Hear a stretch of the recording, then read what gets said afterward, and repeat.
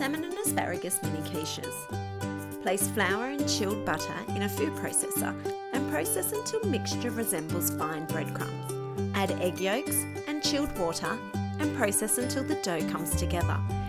Turn the dough onto a lightly floured surface and gently knead it until smooth.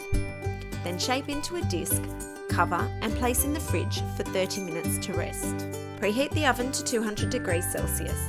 On a lightly floured surface, divide the dough into 12 portions and roll out into discs about 3 mm thick. Carefully press the pastry discs into a greased muffin pan. Use an 8 cm round fluted pastry cutter to trim the edges. Place in the fridge for 15 minutes to rest. Line each pastry case with a piece of baking paper and fill with pastry weights or rice. Bake for 8 minutes. Carefully remove the paper and the weights or rice, then bake for another 5 minutes or until light golden. Then reduce the oven to 150 degrees Celsius.